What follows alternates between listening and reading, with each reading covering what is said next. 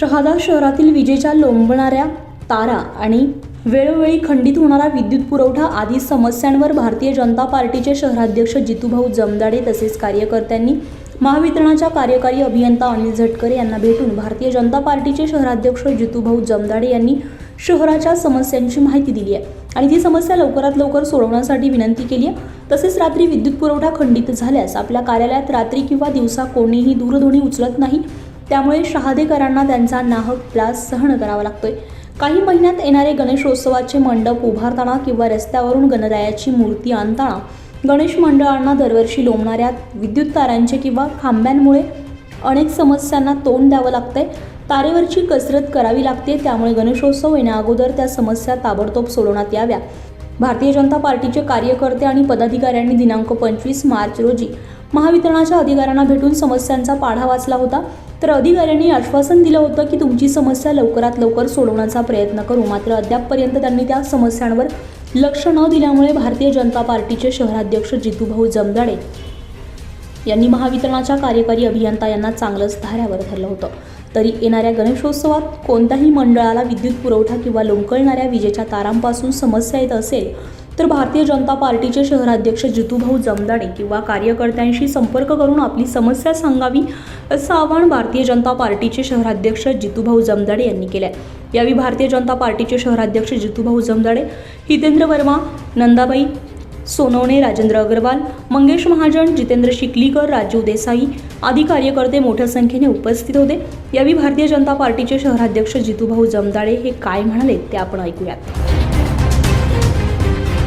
25 मार्च रोजी आम्ही Bharatiya Janata party Shahada शहराकडनं MSCB कार्यालय या ठिकाणी निवेदन सादर केलेलं होतं की पावसाळ्यापूर्वी जीर्ण पोल, लोंबकलेले तारं आणि अतिरिक्त बिल याबद्दल निवेदन सादर केलेलं होतं। त्या अनुषंगाने त्यांनी पाहिजे त्या पद्धतीने काम केलं नाही आणि पावसाळा सुरू झाला त्या परिस्थितीमध्ये शहादा शहराला वीज पुरवठा नेहमी खंडित होत होता।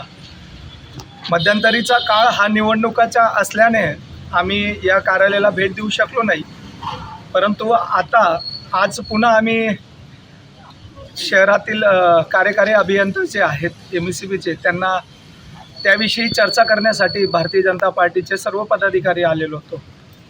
आज आम्ही त्यांना पुन्हा 25 मार्चची आठवण करून दिली की पावसाळ्यापूर्वी आम्ही आपल्याला निवेदन सादर केलं होतं। त्यामध्ये त्यांनी म्हटलं की काही पोल आम्ही आपल्या मागणीनुसार चेंज केले, काही लोंबकलेले तारं देखील त्या ठिकाणी आम्ही त्यांची हाईट वाढवून दिली, परंतु आम्ही त्यांना सांगितलं की आम्ही पुन्हा जी रिक्वायरमेंट आपल्याला पूर्ण केलेली आहे त्यापैकी बरेचसे पोल चेंज करण्याचे बाकी आहे। त्यांनी आम्हाला सांगितलं की अर्बनचे जे अभियंता आहेत त्यांना बोलून त्यांनी आदेश केला की तात्काळ या भारतीय जनता पार्टीचे पदाधिकाऱ्यांनी जी मागणी केलेली आहे त्या मागणीचे इम्प्लिमेंटेशन आपण त्वरित करावं।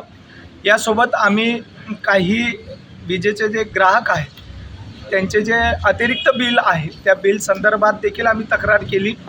त्यांनी इतर काही बाबी सांगितल्या, परंतु त्याच्याने आम्हाला काही सॅटिस्फॅक्शन झालं नाही आणि आम्ही त्या वीज ग्राहकाला सांगितलं की तुम्ही ते पूर्ण आपलं वीज बिल या ठिकाणी सादर करावं, जेणेकरून त्यांना ते दिसेल मागचं आणि पुढचं जे वीज बिल असतं त्याचं मागं काय लिहिलेलं आहे आणि पुढं काय लिहिलेलं आहे। तर हा विषय पुन्हा आम्ही या ठिकाणी येणार आहोत, परंतु तत्पूर्वी त्यांनी आज आम्हाला आश्वासित केलं की उद्या या MSCBचे अधिकारी आमच्याबरोबर त्या स्पॉटची पाहणी करायला येणार आहात आणि येणाऱ्या काळामध्ये गणपती बाप्पाचं देखील आगमन होणार आहे आणि आपल्या शहादा शहरामध्ये बऱ्याचशा गणपती बाप्पांच्या मूर्ती ह्या मोठ्या असतात आणि त्याकरिता आम्ही त्यांना सांगितलं की त्या ठिकाणी एकतर तुम्ही केबल टाकून द्या, नाहीतर मग ते जे तार आहेत त्या तारांची उंची वाढवून द्या।